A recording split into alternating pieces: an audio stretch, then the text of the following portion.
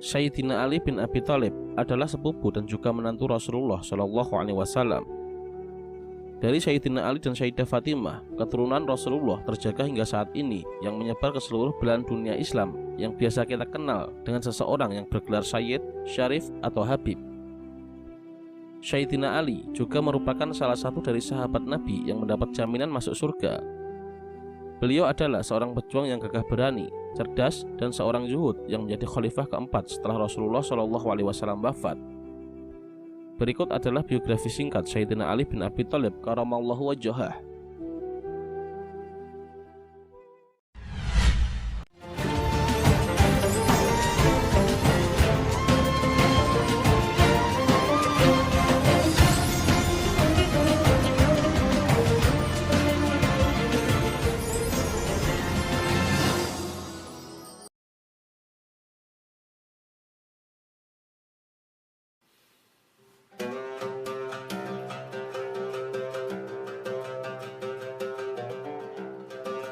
Sayyidina Ali bin Abi Thalib dilahirkan di Makkah pada tanggal 13 Rajab, 10 tahun sebelum dimulainya kenabian Nabi Muhammad SAW, atau sekitar tahun 599 atau 600 Masehi.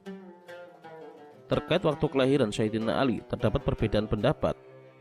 Hasan al-Basri berpendapat Sayyidina Ali lahir pada 15 atau 16 tahun sebelum diutusnya Nabi Muhammad SAW sebagai Nabi. Begitu juga dengan jarak usia Sayyidina Ali terhadap Nabi Muhammad SAW masih diperselisihkan hingga kini. Sebagian riwayat menyebut ada 25 tahun, 27 tahun, 30 tahun, bahkan 32 tahun. Nasab beliau adalah Ali bin Abi Thalib bin Abdul Muthalib bin Hashim bin Abdi Manaf bin Qusay bin Kilab bin Murrah bin Ka'ab bin Lu'ay bin Ghalib bin Fihr bin Malik bin Kinanah bin Khuzaimah bin Mudrikah bin Ilyas bin Mudar bin Nizar bin Mu'ad bin Adnan. Menurut Al-Faqihi, Ali bin Abi Thalib adalah orang pertama dari keturunan Bani Hashim yang dilahirkan di dalam Ka'bah. Sebagaimana Al-Hakim juga menyebutkan, terdapat banyak berita yang secara mutawatir menyatakan bahwa Ali bin Abi Thalib adalah manusia pertama yang lahir di Ka'bah. Sayyidina Ali merupakan keturunan Bani Hashim dari suku Quraisy. Dalam sejarah, semua orang mengakui ketinggian dan kemuliaan nasab suku Quraisy. Mereka dikenal memiliki bahasa yang fasih dan kemampuan lisan untuk menjelaskan sesuatu dengan gamblang, memiliki keluhuran akhlak, keberanian, dan kedermawanan mereka sudah dikenal setiap orang. Abdul Muthalib adalah kakak Nabi Muhammad dan juga kakek Ali bin Abi Thalib. Pada masa jahiliyah, beliau dikenal sebagai pemberi makan dan minum orang-orang yang menunaikan ibadah haji.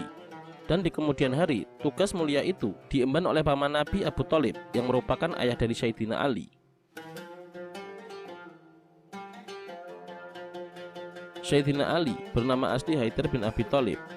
Haidar yang berarti singa adalah harapan keluarga Abu Thalib untuk mempunyai penerus yang dapat menjadi tokoh pemberani dan disegani di antara kalangan Quraisy Mekah. Setelah mengetahui sepupu yang baru lahir diberi nama Haidar, Nabi Muhammad SAW memanggil Haidar dengan nama Ali yang berarti tinggi, dan nama pemberian Rasulullah inilah yang lebih populer hingga saat ini. Sayyidina Ali memiliki kunyah Abul Hasan yang dinisbatkan kepada anak pertamanya yaitu Hasan. Julukan Ali yang lainnya adalah Abu Turab, julukan yang berasal dari pemberian Rasulullah SAW, dan Ali merasa senang jika dipanggil dengan nama itu. Kisah ini berawal dari peristiwa ketika Rasulullah SAW datang ke rumah Fatimah putrinya. Lalu beliau tidak mendapati Ali sedang di rumah, dan kemudian berkata kepada putrinya, "Di mana anak pamanmu?" Kemudian Sayyidah Fatimah menjawab, "Sebelumnya antara aku dan dia telah terjadi perselisihan. Lalu dia marah padaku dan kemudian dia keluar dan meninggalkan rumah dan tidak tidur bersamaku." Lalu Rasulullah berkata kepada seseorang laki-laki yang ada di rumah tersebut, "Carilah ada di mana dia." Tidak lama kemudian, orang tersebut datang kembali dan berkata kepada Rasulullah, "Wahai Rasulullah, aku temukan Ali sedang tidur di masjid." Lalu pergilah Rasulullah untuk menemui mendatanginya. Dan benar, beliau mendapati Sayyidina Ali sedang tidur di masjid dalam keadaan bajunya terlepas dari badannya, sehingga badannya bertaburan debu. Melihat hal itu, Rasulullah mengusap debu yang ada di badannya itu seraya berkata, "Bangunlah wahai Abu Turab." Kemudian di antara julukan lain yang dimiliki Sayyidina Ali adalah Abul Hasan wa Husain, Abu Qasim al-Hashim, dan Abu Asab Taini.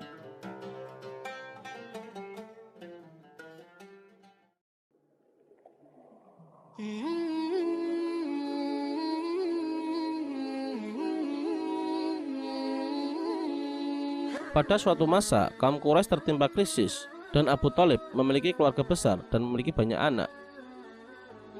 Melihat itu, Rasulullah Shallallahu Alaihi Wasallam berkata kepada Abbas pamannya yang dianggap lebih berkecukupan dari Bani Hashim, "Wahai pamanku Abbas, sesungguhnya saudaramu Abu Thalib memiliki keluarga yang besar. Kamu tahu krisis saat ini sedang melanda masyarakat, maka marilah kau berada bersama kami untuk meringankan beban mereka. Saya akan mengambil satu orang dari anaknya, dan kamu juga mengambil satu orang anaknya untuk kita cukupi segala kebutuhannya." Lalu keduanya berangkat menuju rumah Abu Thalib, dan setelah sampai di sana, Rasulullah dan pamannya Abbas berkata, "Wahai Abu Thalib, sesungguhnya kami berniat untuk meringankan beban keluargamu." Lalu berkatalah Abu Thalib kepada keduanya, "Jika kalian berkehendak, maka tinggalkanlah untuk kami anak kami yang bernama Uqail. Lalu ambil siapa yang kalian kehendaki selain dia." Kemudian Rasulullah Shallallahu Alaihi Wasallam mengambil Ali untuk hidup bersamanya, dan pamannya Abbas mengambil Ja'far untuk hidup bersamanya. Berawal dari situlah, maka kemudian Sayyidina Ali hidup bersama Rasulullah hingga datangnya risalah kenabian. Selama itu, Sayyidina Ali selalu mendampingi dan termasuk orang pertama dari golongan anak-anak yang mengakui serta mengimani Rasulullah Shallallahu Alaihi Wasallam atas kerasulan dan risalah yang beliau sampaikan. Sikap serta perbuatan Rasulullah Shallallahu Alaihi Wasallam yang merawat Ali adalah hendak membalas kebaikan yang dilakukan pamannya Abu Thalib kepada dirinya yang telah merawat dan mencukupi segala kebutuhannya setelah kematian kakeknya Abdul Muthalib. Hal ini merupakan jalan hadirnya nikmat Allah yang begitu besar kepada Sayyidina Ali. Karena dari sinilah kemudian Sayyidina Ali dirawat dan dididik oleh Rasulullah sesuai dengan petunjuk Allah. Kepribadian Rasulullah yang bersumber dari Al-Quran terpantulkan kepada Sayyidina Ali. Sayyidina Ali tumbuh dan berkembang di dalam rumah Islam. Dia tahu segala rahasia-rahasia Islam semenjak usia dini. Kehadiran Sayyidina Ali bin Abi Thalib juga banyak memberi hiburan bagi Rasulullah Shallallahu Alaihi Wasallam karena beliau tidak memiliki anak laki-laki. Uyur dan fakirnya keluarga Abu Thalib memberi kesempatan bagi Nabi Muhammad SAW bersama istrinya Sayyidah Khadijah untuk mengasuh Ali dan menjadikannya putra angkat.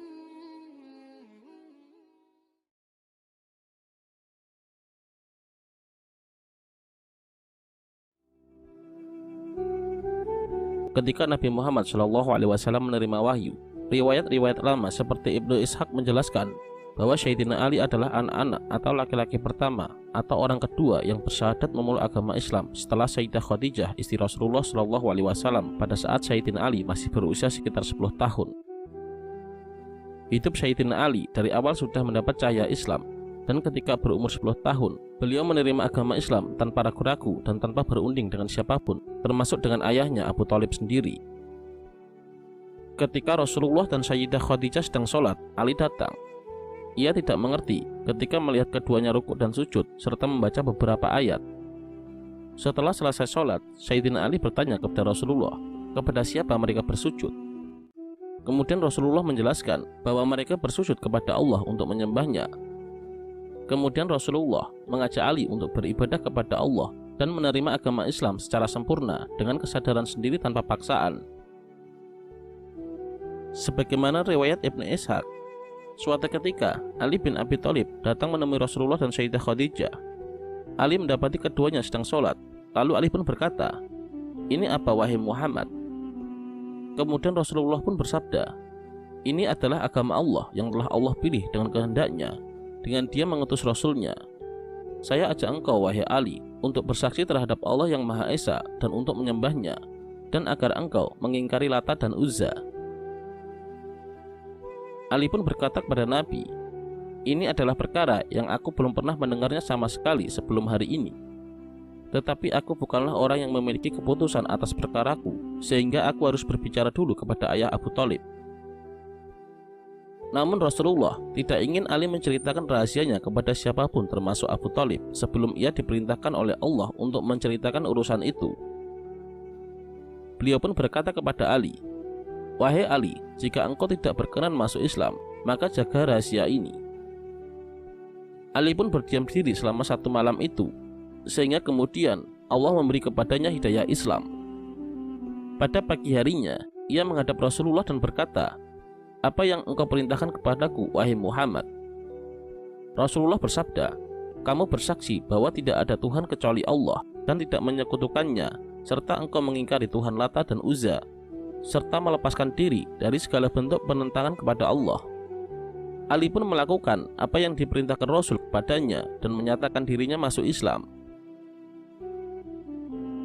Setelah itu, Sayyidina Ali sempat mengalami masa-masa khawatir dan takut kemarahan ayahnya Abu Thalib karena dia telah menganut agama Islam.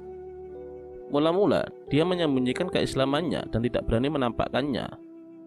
Setiap kali datang waktu sholat, Rasulullah SAW keluar menuju tempat perbukitan di Mekah, dan Sayyidina Ali pun ikut bersama beliau secara diam-diam dan sembunyi-sembunyi. Ia menyembunyikan keislamannya dari bapak, paman-paman, dan keluarganya yang lain.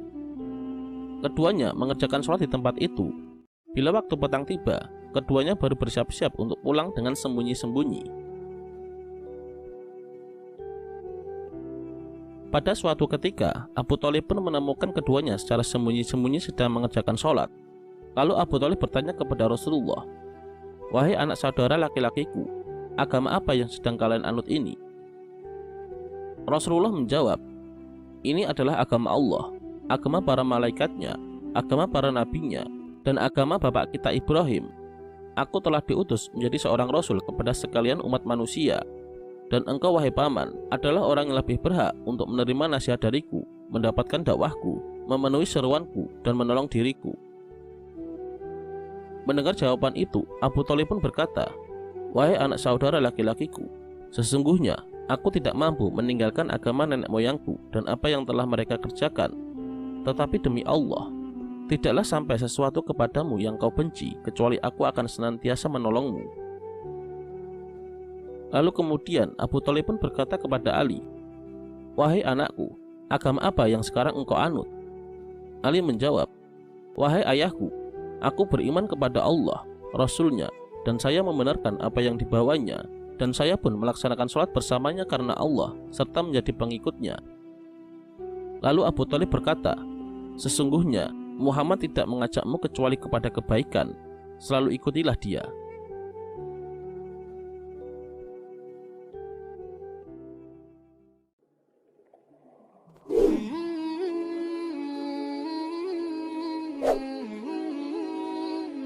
Pada usia remaja setelah wahyu turun, Ali banyak belajar langsung dari Rasulullah SAW. Karena sebagai anak asuh, Ali berkesempatan selalu dekat dengan Rasulullah, dan hal ini berkelanjutan hingga beliau menjadi menantu Rasulullah SAW. Hal inilah yang menjadi bukti bagi sebagian kaum sufi bahwa ada pelajaran-pelajaran tertentu masalah rohani atau ihsan, atau yang kemudian dikenal dengan istilah tasawuf yang diajarkan Rasulullah SAW kepada Sayyidina Ali. Didikan langsung dari Rasulullah kepada Sayyidina Ali dalam semua aspek keilmuan Islam, baik aspek zahir atau syariat dan batin atau tasawuf, telah menjadikan Sayyidina Ali sebagai seorang pemuda yang sangat cerdas, berani, dan bijak, serta mewarisi berbagai sifat terbaik seperti kefasihan berbahasa, memiliki akhlak yang luhur, pemberani, dermawan, rendah hati, menjauhi kesombongan, sangat memuliakan tamu, ramah, serta terlepas dari sikap dan perilaku jahiliyah. Sebagai muslim yang kuat, Sayyidina Ali tidak ragu untuk mengorbankan dirinya memperjuangkan agama Islam.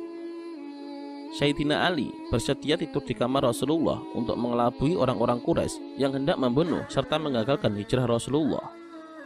Sayyidina Ali berbaring dengan menampakkan kesan bahwa yang sedang tidur adalah Rasulullah. Sampai masuk waktu menjelang pagi, orang-orang Quraisy baru mengetahui bahwa yang sedang tidur adalah Ali, sehingga mereka sudah tertinggal 1 malam perjalanan oleh Rasulullah yang telah melakukan hijrah ke Madinah bersama sahabat Abu Bakar. Setelah masa hijrah dan tinggal di Madinah, Sayyidina Ali dinikahkan Rasulullah dengan putri kesayangannya, Sayyidah Fatimah Az-Zahra. Rasulullah menimbang Sayyidina Ali adalah pemuda yang paling tepat dalam banyak hal, seperti nasab keluarga yang serubun dari Bani Hashim, yang paling dulu mempercayai kenabian Rasulullah setelah Sayyidah Khadijah, dan yang selalu belajar di bawah bimbingan Rasulullah, dan beberapa hal yang lain.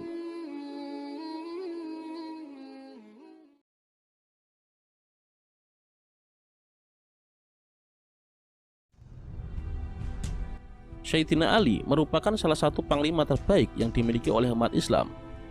Beliau banyak tampil di medan pertempuran dalam rangka jihad fisabilillah untuk membendung serangan dari kaum kafir.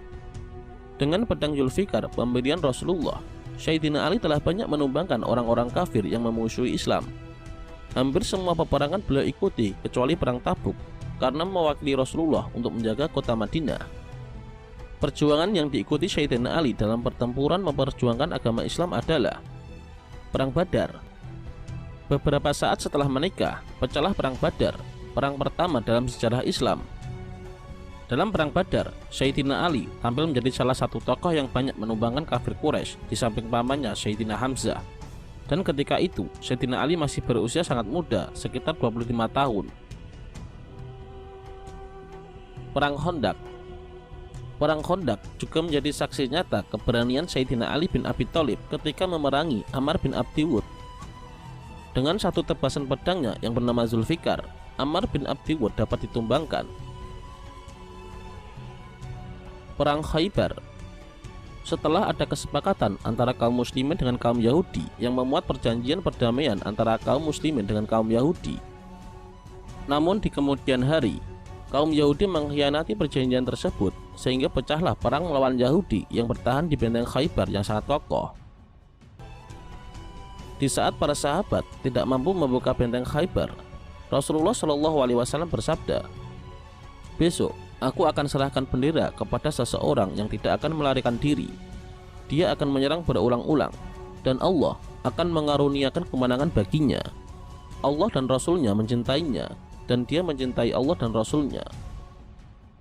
Maka seluruh sahabat pun berangan-angan untuk mendapatkan kemuliaan tersebut. Namun ternyata Sayyidina Ali bin Abi Thalib yang mendapat kehormatan itu. Dan Sayyidina Ali memang mampu menghancurkan benteng Khaybar dan berhasil menumbangkan seorang prajurit Yahudi yang terkenal gagah berani yang bernama Marhab dengan menebasnya dengan sekali pukul hingga tewas.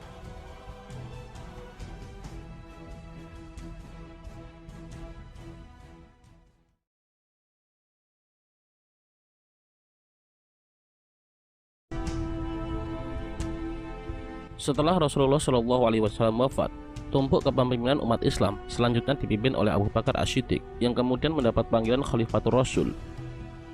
Abu Bakar As-Siddiq menjadi khalifah memimpin umat Islam sampai beliau wafat kurang lebih selama 3 tahun. Kemudian diteruskan oleh Umar bin Khattab yang menjadi khalifah menggantikan Abu Bakar As-Siddiq yang mendapat sebutan Amirul Mukminin. Umar bin Khattab memimpin umat Islam selama kurang lebih 12 tahun. Setelah Khalifah Umar wafat, khalifah selanjutnya adalah Utsman bin Affan.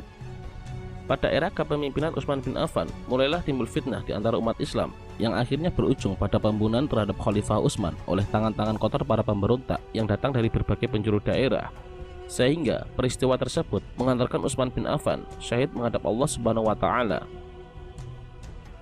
Peristiwa pembunuhan terhadap Khalifah Utsman bin Affan secara zalim, keji dan penuh kebencian terjadi pada hari Jumat tanggal 18 Zulhijjah tahun 35 Hijriah dan mengakibatkan kegentingan di seluruh dunia Islam yang waktu itu sudah membentang dari Persia sampai Afrika Utara. Pada waktu itu terjadi pengelompokan masyarakat. Pada satu bagian kaum pemberontak membuat perkumpulan. Di bagian lain, orang-orang Muhajirin dan Ansor membuat suatu kelompok pula, termasuk tabi'in dari kota Madinah. Yang mereka pikirkan ialah bagaimana dengan umat Islam yang sudah berkembang, membentang dari perbatasan Rum sampai ke Yaman, dari Afghanistan sampai ke Afrika Utara, yang selama beberapa hari tidak memiliki pemimpin. Atas dasar itulah, mereka berusaha untuk memilih seorang khalifah secepat mungkin dan dilakukan di Madinah karena menjadi ibu kota Islam. Di sana juga tinggal Ahlul Hali wal Aqd, semacam dewan perwakilan yang berhak memilih dan membaiat kepada seorang khalifah. Karena kondisi yang sangat genting, tidak mungkin meminta pendapat dari daerah dan provinsi yang bertebaran di seluruh negeri. Keadaan yang sangat berbahaya ini memerlukan pengangkatan seorang pemimpin yang layak dengan segera untuk menghindari perpecahan dan kehancuran yang mengancam keutuhan negara. Dilihat dari berbagai segi, Ali bin Abi Thalib dianggap yang paling utama. Dalam sebuah pertemuan permusyawaratan, Abdurrahman bin Auf menetapkan Ali bin Abi Thalib sebagai tokoh yang paling dipercaya umat setelah Utsman bin Affan. Namun peristiwa terbunuhnya Khalifah Utsman membuat umat Islam terpecah menjadi 4 golongan, yaitu pengikut Utsman bin Affan yang menuntut balas atas kematian Utsman mencalonkan Muawiyah sebagai khalifah. Kemudian pengikut Ali bin Abi Thalib yang mengajukan Ali sebagai khalifah.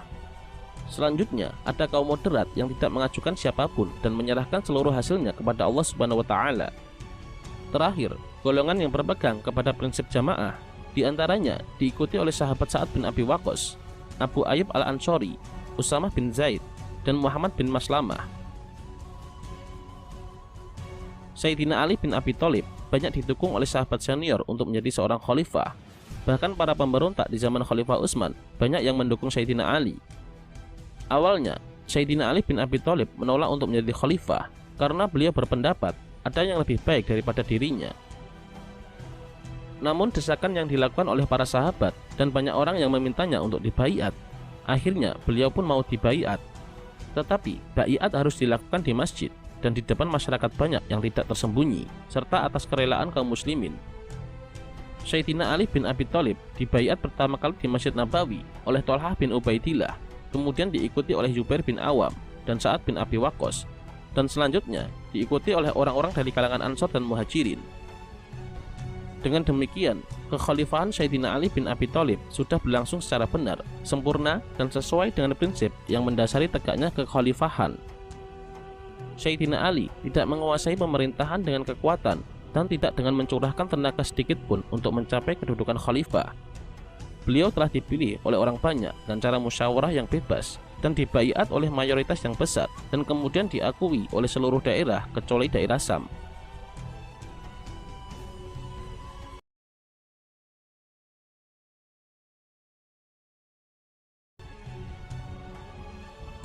Sayyidina Ali bin Abi Thalib menjadi khalifah keempat memerintah sekitar 5 tahun. Masa pemerintahannya mewarisi kekacauan yang terjadi saat pemerintahan Khalifah Utsman bin Affan. Peristiwa pembunuhan Khalifah Utsman bin Affan yang menurut berbagai kalangan waktu itu kurang dapat diselesaikan karena fitnah yang sudah terlanjur meluas dan sudah diisyaratkan akan terjadi oleh Nabi Muhammad SAW ketika beliau masih hidup. Kemudian juga diperparah oleh hasutan, provokasi, dan fitnah para pembangkang yang ada sejak zaman Khalifah Utsman bin Affan membuat situasi saat itu semakin rumit dan menyebabkan perpecahan di kalangan kaum muslim sehingga menyebabkan terjadinya perang saudara.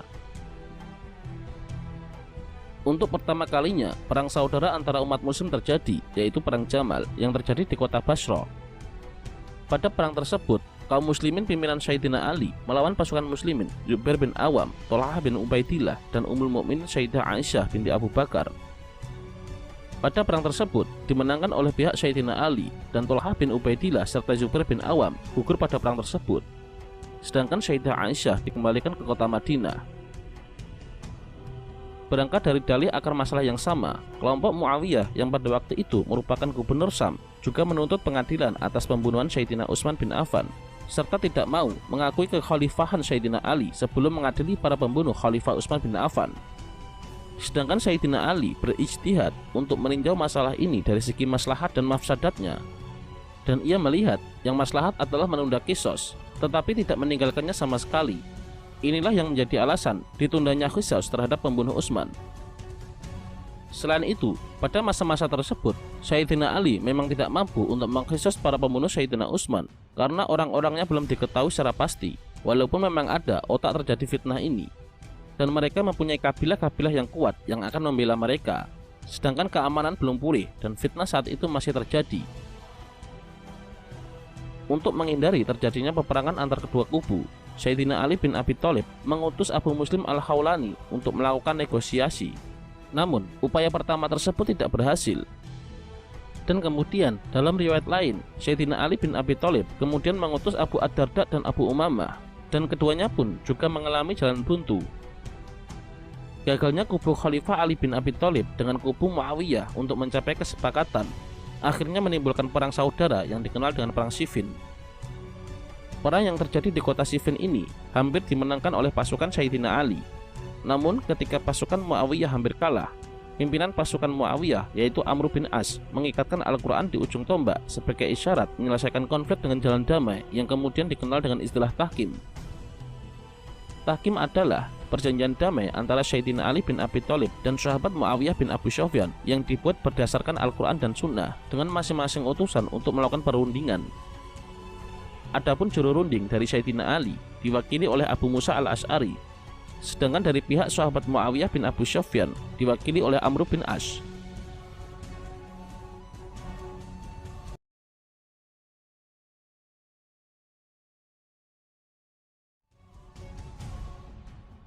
Sayyidina Ali menjadi khalifah keempat memerintah sekitar 5 tahun. Dalam kurun waktu tersebut ada beberapa kebijakan. Berikut ini beberapa kebijakan masa pemerintahan Khalifah Sayyidina Ali bin Abi Thalib. Pertama, mengganti gubernur yang diangkat pada masa Khalifah Utsman bin Affan. Semua gubernur yang diangkat oleh Khalifah Utsman bin Affan terpaksa diganti, sebab banyak masyarakat yang tidak senang. Menurut pengamatan Khalifah Sayyidina Ali bin Abi Thalib, para gubernur inilah yang menyebabkan timbulnya berbagai gerakan pemberontakan pada masa Khalifah Utsman bin Affan. Mereka melakukan itu sebab Khalifah Utsman pada paruh kedua masa kepemimpinannya tidak mampu lagi melakukan kontrol pada para penguasa yang berada di bawah pemerintahannya. Hal itu disebabkan karena usia beliau yang memang sudah lanjut usia, serta para gubernur sudah tidak lagi banyak mempunyai idealisme untuk memperjuangkan dan mengembangkan Islam. Pemberontakan ini pada akhirnya membuat sengsara banyak rakyat, sehingga rakyat pun tidak suka pada mereka. Berdasarkan pengamatan inilah, lalu Khalifah Sayyidina Ali bin Abi Thalib mencopot mereka.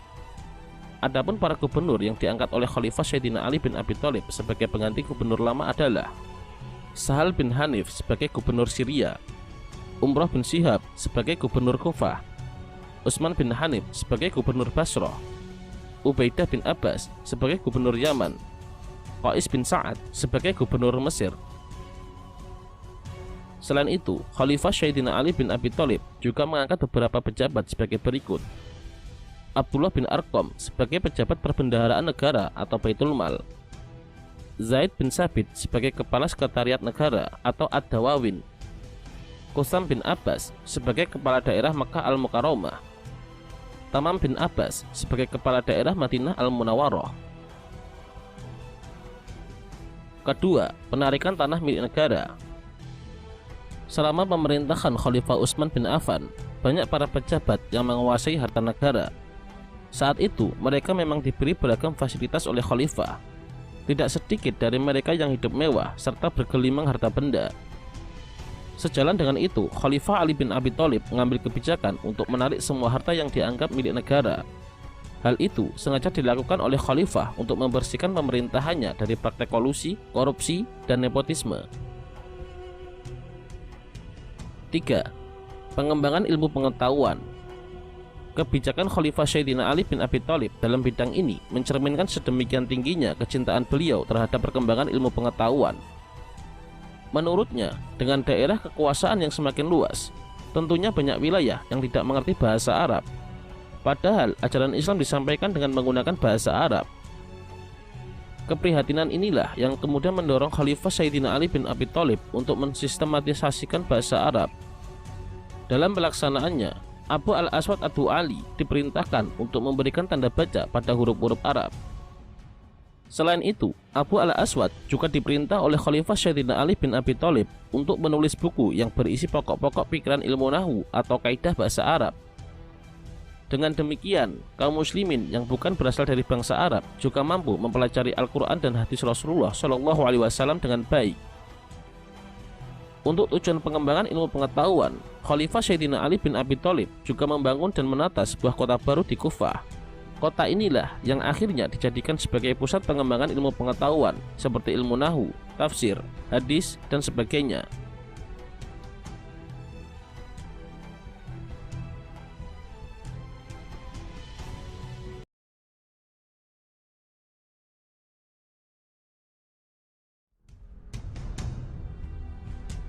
Masa kekhalifahan Sayyidina Ali merupakan salah satu periode tersulit dalam sejarah Islam, karena saat itulah terjadi perang saudara pertama dan beberapa pemberontakan yang kemudian diselesaikan dengan perjanjian damai atau yang lebih dikenal dengan peristiwa Tahkim.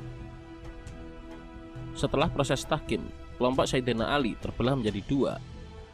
Ada yang tetap mendukung Sayyidina Ali dengan setia, dan ada yang keluar serta menyudutkan kedudukan Sayyidina Ali. Kelompok kedua inilah yang kemudian disebut dengan kaum Khawarij. Kelompok ini merasa kecewa dengan keputusan Sayyidina Ali yang menerima Tahkim, padahal sebelumnya mereka menyarankan Sayyidina Ali untuk menerima Tahkim. Namun mereka tetap menyalahkan Sayyidina Ali dengan berkata, "Kami telah salah, tetapi mengapa engkau mengikuti perkataan kami, padahal engkau tahu bahwa kami salah? Sebagai seorang khalifah harus mempunyai pandangan yang jauh melebihi pandangan kami, dan pandangan yang lebih tepat dari pandangan kami." Kemudian dengan rasa kecewa, sekitar 12.000 orang Khawarij membuat markas militer sendiri di Harura. Mereka mengecam Sayyidina Ali dan menuduhnya telah berbuat kufur serta syirik karena menyerahkan ketetapan hukum kepada manusia. Mereka berpendapat bahwa perkara yang terjadi antara Sayyidina Ali dan Muawiyah seharusnya tidak boleh diputuskan oleh arbitrase atau tahkim yang dilakukan oleh manusia. Putusan hanya dari Allah dengan kembali kepada hukum-hukum yang ada dalam Al-Quran. Ketika Sayyidina Ali sedang khutbah Jumat, sebagian orang Khawarij meneriakinya dengan kata-kata, "Tidak ada hukum selain hukum Allah." Namun dengan bijaksana Sayyidina Ali berkata kepada mereka bahwasanya Sayyidina Ali tidak melarang orang-orang Khawarij untuk datang ke masjid kelompok Sayyidina Ali, dan tidak akan menindak selama orang-orang Khawarij tidak berbuat terlebih dahulu memerangi kelompok Sayyidina Ali. Namun justru mereka semakin agresif menyudutkan Sayyidina Ali dengan mengkampanyekan pahamnya, yaitu hukum itu hanya milik Allah. Sayyidina Ali kemudian mengajak mereka berdialog dan berdebat tentang tuduhan-tuduhan yang menyudutkan Sayyidina Ali secara fair dengan hati yang tenang dan akal yang jernih. Sayyidina Ali mengutus Ibnu Abbas untuk mendebat kesesatan kaum Khawarij, di samping beliau sendiri terjun di tengah-tengah mereka dan menyuruh mereka agar kembali ke jalan yang benar. Terhadap tuduhan-tuduhan tersebut, Sayyidina Ali dan Ibnu Abbas menjawab dengan beberapa argumen.